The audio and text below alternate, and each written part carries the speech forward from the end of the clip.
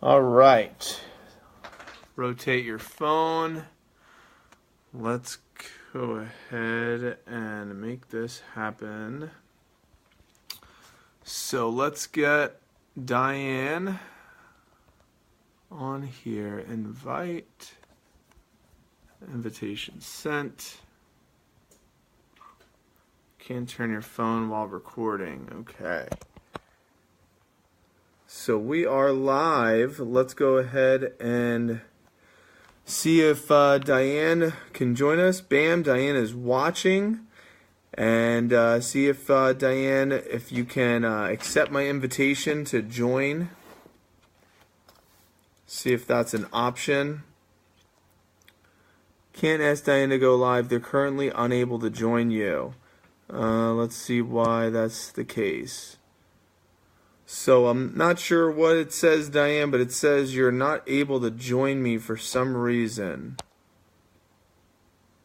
Maybe if you need, maybe switch different mobile device, Dyan. If you, all right. Are you on your phone? All right. So let's figure out what's going on with Dyan, and let's see if we can add her to join. Appreciate you guys being. She says nope. She's on her computer. So maybe hop on your phone. Perhaps. So maybe hop on your phone, Dyan, so that way you could join the live.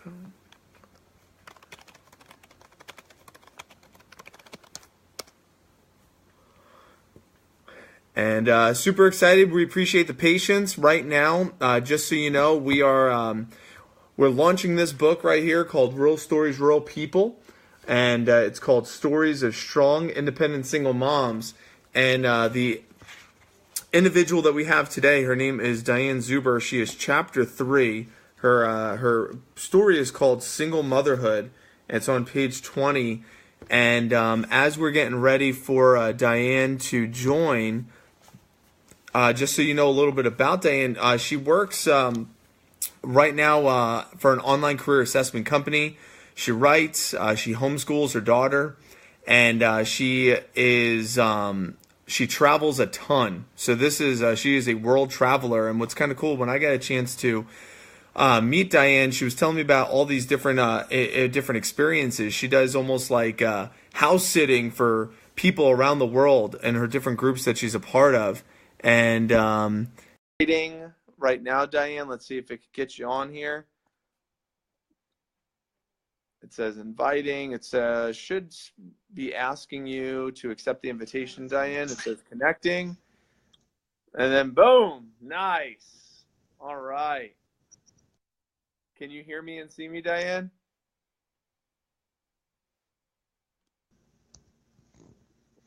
I could see you. Can you hear me and see me?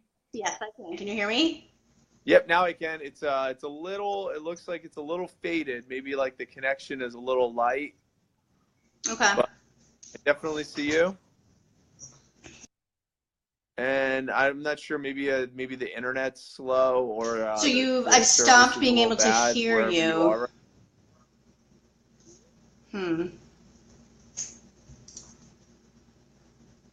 But I see now. It's a little bit better now, and then it fades away into an exclamation point. Maybe if I go like this.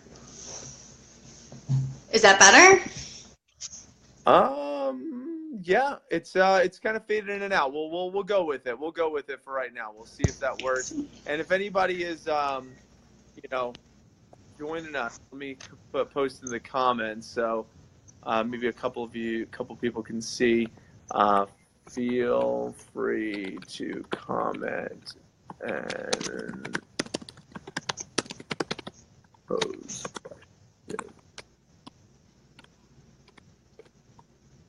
All right. So let's see. Let's roll with it. Looks like it's good. Looks like it's flowing. I was just introducing you, Dyan, and I was. It's really cool how we met. Looking back on it, I was over at Countryside High School, and I was talking to Kristen Clausen and Jane Husser, and I was partnering up with the peer-to-peer mentor program and through conversation with the Girlfriends Club, it was like, whoa, you have a really fantastic story about doing professional house sitting and bringing your daughter with you and traveling the world and really just being a strong, independent mom and being a part of different single mom groups. And I was like, what a great story, because it doesn't seem like you're batting an eye at all. It seems like this is a simple, easy lifestyle. And I'm like, man, I hear stories about single motherhood from a lot of the kids that I work with, and it doesn't seem this like prestige lifestyle. And I got to lead to believe it maybe on below the surface, it isn't as easy as maybe from the outside looking in, but it looks like you're doing such a fantastic job. And I know you have your Instagram channel, to show her the world. And I wanted to, just kind of create this space. And number one, thank you for writing your story and submitting it. And number two is just allow individuals that are going to read the book, individuals that might be going through single motherhood, people that might need to just kind of hear some words of encouragement. That's what this whole space is created for. And I really just want to thank you for the courage of writing your story and sharing it. And I'd love to start off with a pretty generic question of, who is Dyan Zuber? So for the outside of what I discussed and outside of what I said, who is Dyan Zuber? How would you describe Dyan Zuber to the world? Yep. So I would say that I'm just a human being taking things day by day, and that sometimes I change my mind along the way and make adjustments. But if you're asking like maybe what people would describe me as, I would say probably resourceful and persistent would be among the top two. They kind of relate to being a single mom. Yeah. And being like positive, because I don't think that my story is like, oh wow, she's a single mom. I think it's that I really enjoy being a single mom, which I'm not going to say it's necessarily rare, but I honestly, I enjoy it 100% of the time. And I think that might be what makes me rare. And I think, kind of like my determination to try to always have fun with things. My cousin once called me the purveyor of fun, and I kind of wear that as like a badge of honor. Nice. And now was that a badge of honor before you had your daughter, or did that come through motherhood? It was always my tendency, I'm sure. Yeah, now, just in different ways. Now, what would you say to someone, say you have a mom watching or read your story, and maybe was a very positive, fun, outgoing person, and then kind of had gone through the struggles of whether it be financial struggles or any type of struggle that goes behind being a single mom, how would you tell that person to say, hey, it's okay to still have fun? So I didn't take single motherhood, I guess, the first few years. I don't think I was like, this is the greatest thing ever. So I would say, give yourself some time, and just embrace having, if there's a lot of this, the way we look at kind of being a parent is, oh, we have to do this and we have to do this, instead of saying we get to do this and we get to do that. So I think sometimes changing the way that you are looking at it, but being a single parent definitely wasn't what I thought I was going to be doing. And so when I made the decision to go ahead and choose that for myself versus the reality that I was living, I wasn't thinking this is going to be amazing and fun all the time. So I would say if somebody's kind of having trouble making the adjustment, just to give yourself time, but to know that it can be even better than what you thought you had to begin with. Mm. How would you describe some of the get-tos? If you had to pick maybe your top 2 or 3 things that you get or more that you would say, these are the things that I get to do as a strong, independent single mom. What would some of those sound? Okay, so I think probably, the top things are just like those things you do every day, like folding laundry, making lunches, making sure, getting in the bathtub, all these things that were like, on your checklist of things to do, like every single day, it doesn't last forever. And so I would, if I ever like found myself thinking like, oh, and we have to, it was like, no, we get to, like, I get to throw the toys in the tub and like make new bubbles, or I get to care, with care, cut up the peppers for your lunch the next day, because I'm not gonna maybe be with you the next day while you're eating them, but I can cut them up with care right now, and pack a nice lunch for you. And it just really helps to like stay in the moment and to get to do those things, and I never really thought of it as like missing out on other things that were going on. And I think part of it too, and maybe other moms didn't do this, but I really lived a full life before I had a child. I mean, like I partied, I traveled, like I don't feel like I'm missing out. And I'm not saying like before you have children, party your butt off and travel around. I'm just saying like I really lived life to the fullest before. So I feel like I didn't miss out on anything, and I'm embracing what I'm doing right now. And I know after she's grown, there's also going to be a whole nother chapter, so I don't really feel like the need to push beyond what maybe I'm experiencing right now. I love that. It could be because how easy it is to forget all the little things, not just necessarily in motherhood, but just in life in general, just all the little things, just going outside and feeling the cool breeze in your face. Sometimes it's something as small as that. I love that.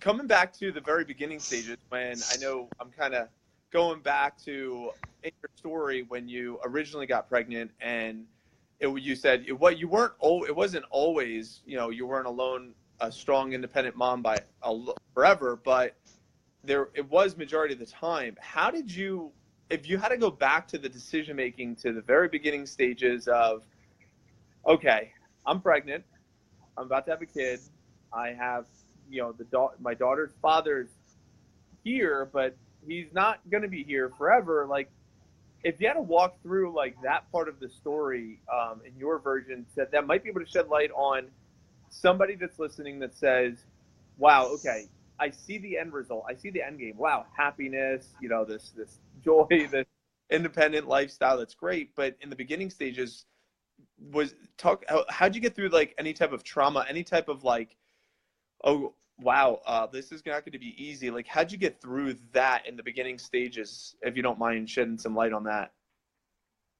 Okay. Briefly in the story. Okay.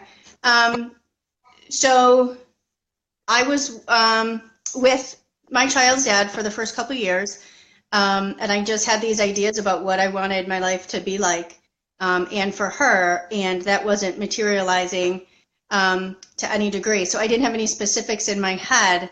I just knew that things could be better. And, as far as independence too, I said in my story, I moved back in with my parents so that I could leave. And I lived with them for quite a few years. And so I think sometimes independence, we feel like it's we're doing everything on our own, and true independence is kind of letting go of that, and knowing that you can give to other people and they can give to you. I cherish those years that we lived with my parents, and if they wouldn't have let us move in with them, I still would have gone on to be a single parent. But it was a very nurturing time in my life and in my child's life, and we became very close with my parents, which I don't think a lot of children do with their grandparents. So that was really priceless.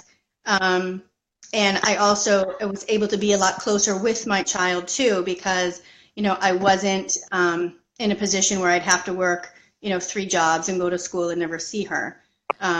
So I think sometimes making these decisions in the short term for how your life's going to be in the long run is just really important. And also too, I sat and I try not to think a lot sometimes. And this is when I started to meditate, is I would just stop and just sit for even 5 minutes and just breathe. And then sometimes things didn't seem so overwhelming. And no matter what you're going through in life, I'm a strong believer in that. I mean, you don't have to have like some big meditation practice, but just sitting and, just listening to your breathing. It's amazing kind of the wisdom that you can just give yourself when you do that. Mm. So this mental stillness, this meditation practice, was this something that started once you had your daughter, or were you already in this practice before? Yeah, no, I didn't start doing that until I was going through the period where I was deciding whether I should stay with her dad or not. Did you have someone introduce you to meditation or to that mental calmness or focus, breathe and focus? No, I just started to sit and I just started to sit and breathe and try not to think. It was that, in this period when my mind was racing, racing, racing, and I just knew that I just had to stop it from racing.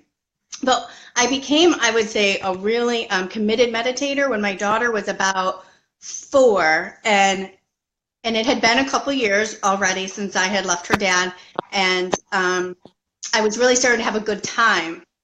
And it was at that period when I thought, oh my God, this is going by so fast. Like life is too fast, like I was having the greatest time. I mean, I was working part-time. I was going to, to grad school, raising my kid, living with my parents still, but, I mean, they were a great help, but still, like, I had a lot of responsibility in their home, as far as taking care of it and things. And we were just like having the best time. And I thought to myself, another week went by. How is that possible?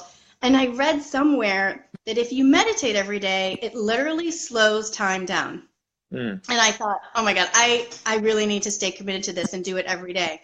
And so once I started to do that, it's amazing how it does slow time down.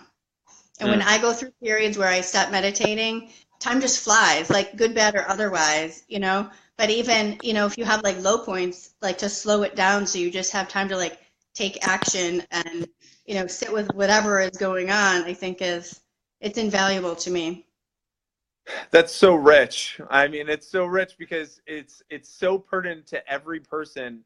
It doesn't matter what's happening in life, just to take, from what you said so far, just enjoy what's the little things, as well as calm the mind a little bit, practice a little bit of stillness. I love what you said about being resourceful, essentially being willing to receive, willing to receive help. Independence is sometimes not necessarily let me do everything on my own. Independence Right. is also embodies resourcefulness. It embodies one of the toughest things that independent people need to do, which is learning how to receive. I had a conversation with one of my mentors once about, hey, Mike, you're willing to give, but learning how to receive is also a part of being a strong independent leader as well. And because what happens is people want to give, and if you don't know how to receive, then you really don't know how to give either, because what message you're sending to the world is, by me taking, I'm doing something wrong. Where if you don't know how to receive, you really don't know how to give. And it was just like the way he put it was just so beautiful and eloquent. The way I'm saying it probably doesn't make that much sense, but his name is J.B. Crum III, and I love what you just said.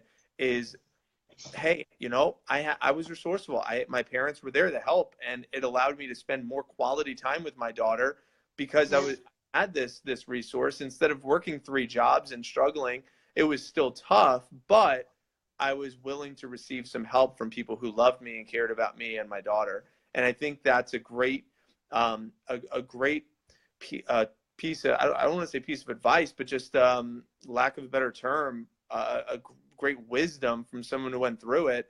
And if you're going through it right now, it's like, it's okay to ask for help. It's okay to like set the ego and set the pride aside and, receive help from those that want to offer it to you. So I love that. Right. And It's like two sides of the same coin, that you can't, I don't think that you can be the best person that you are going to be if you don't let other people do the same thing. And that a lot of times involves helping you.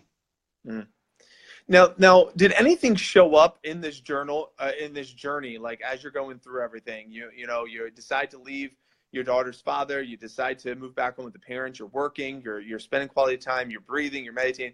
Did anything show up to say, you know what, you're doing the right thing, you're moving in the right direction, and that you can continue pressing forward. You could do this without, that man that in your life, like you're doing the right thing. Was there like a sign or a few signs that, like, maybe a checkpoint in the road that, like, I'm on the right path? No. I'm so sorry. I'm so sorry to say that, but no. So um, how did you know? How did you know that, or maybe you didn't? I mean, as far as I'm making these decisions, and I feel confident and competent with the decisions that I'm making. no, it was definitely stepping out into, I don't know what's going to happen, but it can't be this. And, I'm like looking back, I guess I'm glad I didn't have any solid answers or any like signs from the universe, because it's really made me in situations since, right? Because life's gone on and like stuff has still happened.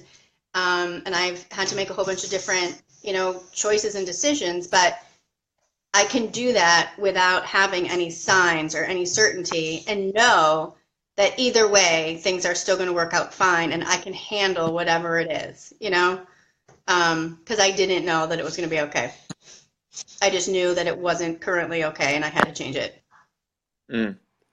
And when you say the certainty from the universe, how I know that, and that's beautiful, well put. I mean, sometimes people seek this certainty when it's really not even there, because there's so much variety happening so fast that if we're waiting for something to be true or the truth or certain, sometimes we won't even move forward because we're so afraid of change, or so whatever comes with change. So I love that.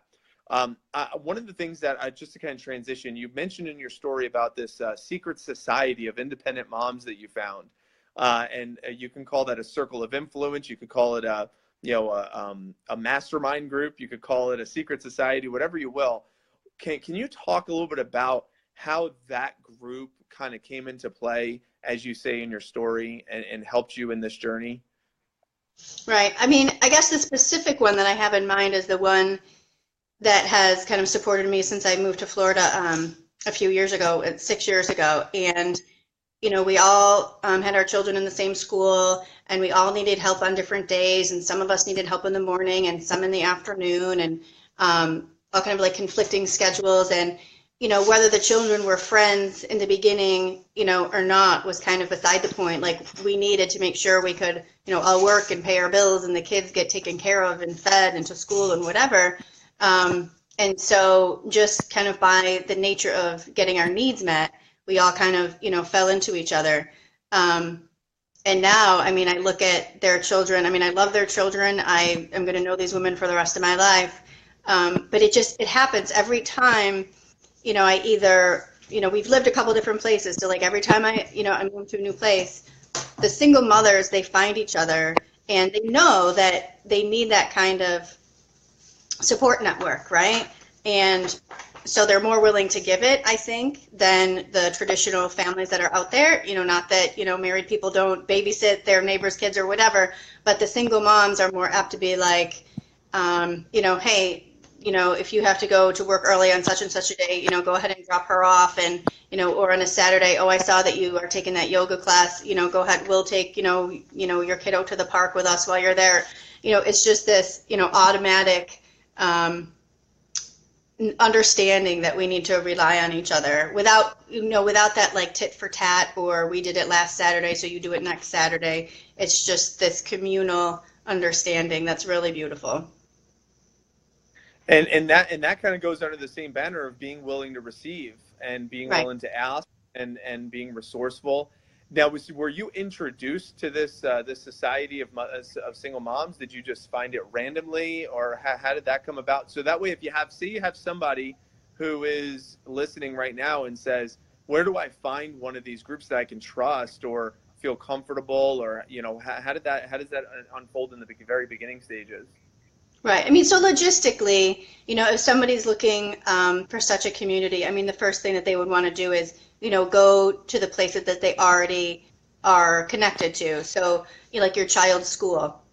there's got to be other single mothers there already. Do they need some help? Can they fill some gaps in your schedule, and things like that? If you belong to a church or a community center or something like that, there's got to be, people who are already in that same situation. But I would say for the most part, it probably happens pretty organically. When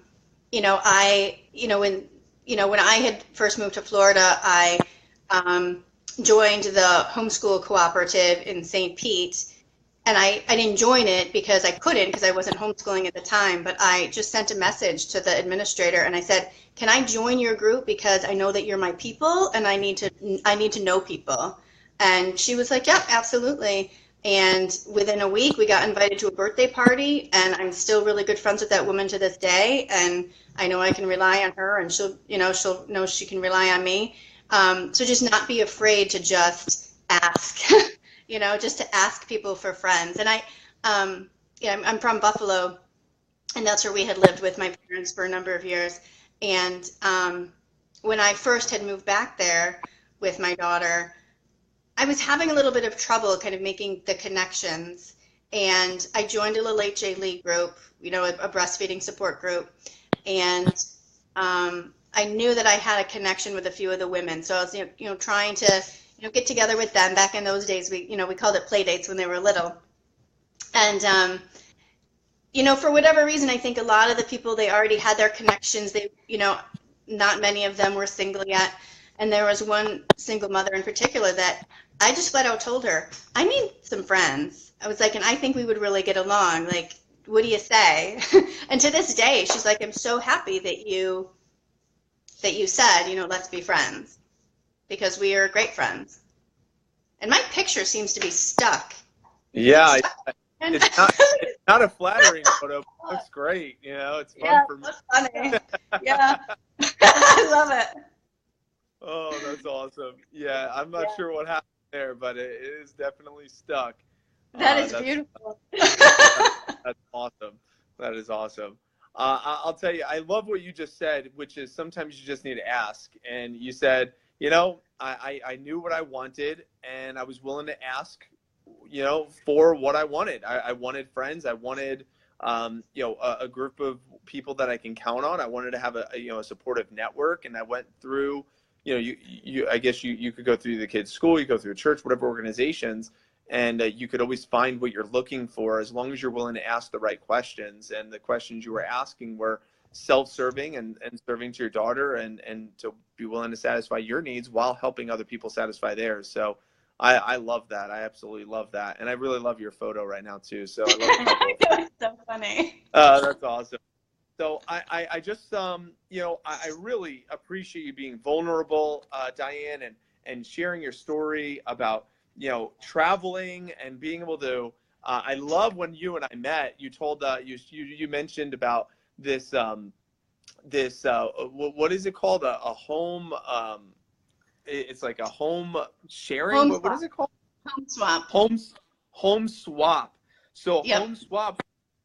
Tell us a little bit about this home swap real quick, because this is awesome.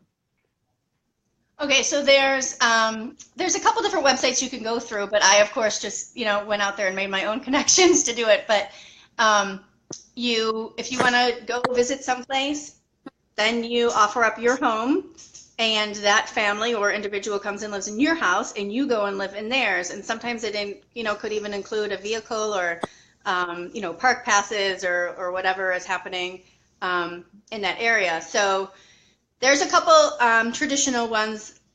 We belong to like a world schooling website. So we're on World Schooler Exchange.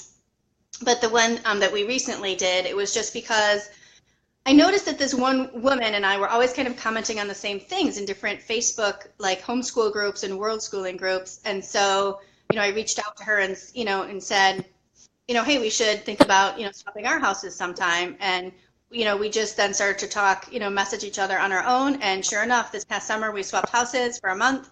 And it was a great experience. And, they enjoyed our place and we enjoyed theirs, and just everybody gets to broaden their horizons. And just to add some value here, where was her space? In London, England. Yeah, it was. How Yeah. cool is that? So getting a chance to go to London for a month with your daughter is so cool. Yeah, it was a wonderful time, and she even threw in her car for that, so I got to learn how to drive on the other side of the road, and it was a great time. And where's a couple other places you got a chance to do this home swap travel experience to? We've done it. We've actually house sat in Hong Kong, and we had another house sit. We actually did a house sit this summer also near Norwich, England. So, we were kind of like, in like London doing city stuff and everything for a while, and then we went like more countryside and spent a week near Norwich. Mm. That's so cool. Hong Kong, England. I mean, what a great part of the story in itself. And I agree with Ruth. Ruth says you are such an inspiration, role model, and I agree with Ruth because the poise, the confidence, the positivity, the energetic that you just bring is just so contagious, and it's enlightening. And it's just such a blessing for you to be brave enough and courageous enough to share your story. And again, that's chapter 3, titled Single Motherhood. And I'm so grateful that we were able to cross paths. And just for everybody wondering, that this book, it's going to be released on November 21st. It's a Tuesday. And all proceeds from this book is going to PB&J for USA and PB&J for Tampa Bay to help us provide meals to those less fortunate. We actually, this morning, we did a feeding frenzy. We fed over 1,800 people here in the local Tampa Bay area. And we really, we appreciate all the support behind the PB&J for Tampa Bay and PB&J for USA movements. And I love that, Dyan, you brought your daughter and you came out and made some sandwiches and fed some people with us. And it's really just great to meet awesome, brave, courageous individuals just like you. So thank you for sharing your story. For those that are interested, I'll post the link if you wanted to pre-order your book. It will be on Amazon. It will be released on November 21st. And Dyan, if someone wanted to get in contact with you and like ask you for any additional questions or seek any extra counsel, what would be the best way for them to be able to do so? Did I put my email in the book? You put your Instagram, Show Her the World. That's what you put on here. Okay, so they could definitely message me on that, or they could find me on Facebook. I think I'm the only Dyan out there. Okay, cool. So Facebook or Instagram to show her the world, and just like how it's just spelled, to show her the world, just the same way. And we appreciate it. We really do. And even if there's Hey, one Mike, person. thanks for everything that you do, Mike. You're a huge bonus to the community. I'm constantly inspired by you.